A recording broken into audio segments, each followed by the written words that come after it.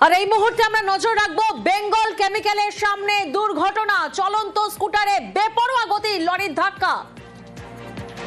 চলন্ত স্কুটারে বেপরোয়া গতির লরির ধাক্কা, ছেলেকে স্কুলে নিয়ে যাওয়ার পথে দুর্ঘটনা ঘটে।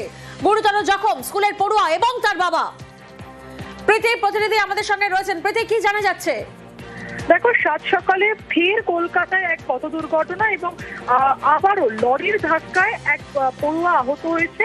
যেমনটা জানা যাচ্ছে, সকাল 7টা নাগাদ এই পড়ুয়া বাবার সঙ্গে বাইকে করে এই বেঙ্গল কেমিক্যালের যে রাস্তা রয়েছে সেই বেঙ্গল কেমিক্যালের রাস্তা হয়ে স্কুলের দিকে যাচ্ছিল। ঠিক সেই সময় পিছন দিয়ে এক বস্তা বোঝাই লরি এসে এই বাইকে ধাক্কা মারে এবং আহত অবস্থায় লুটিয়ে পড়ে তারা দুজনেই। ইতিমধ্যে পড়ুয়া এবং তার বাবাকে বাইপাসের ধারে এক বেসরকারি হাসপাতালে ভর্তি করা হয়েছে। লরি এবং লরি চালককে আটক করেছে পুলিশ, তাদেরকে ফুলবাগান থানায় নিয়ে যাওয়া হয়েছে।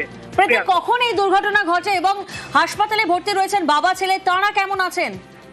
দেখো, সকাল 7টা নাগাদ যেমনটা জানা যাচ্ছে পুলিশ মারফত সূত্র, যে সকাল 7টা নাগাদ এই ঘটনা ঘটে। এই পড়ুয়া বিধাননগর মিউনিসিপ্যালিটিতে স্কুল রয়েছে, সেই স্কুলের পড়ুয়া মূলত স্কুলের দিকে যাচ্ছিল বাবার সঙ্গে। সেই সময় পথ দুর্ঘটনা ঘটে এবং যেটা জানা যাচ্ছে যে বেসরকারি হাসপাতালে তারা দুজনেই চিকিৎসাধীন এবং আপাতত অবস্থা স্থিতিশীল এমনটাই জানা যাচ্ছে। তবে এখনো পর্যন্ত পুরো বিষয়টা ধোঁয়াশার মধ্যে রয়েছে, কারণ যেহেতু ছোট পড়ুয়া এবং তার চিকিৎসার জন্য একটা টিম গঠন করা হয়েছে।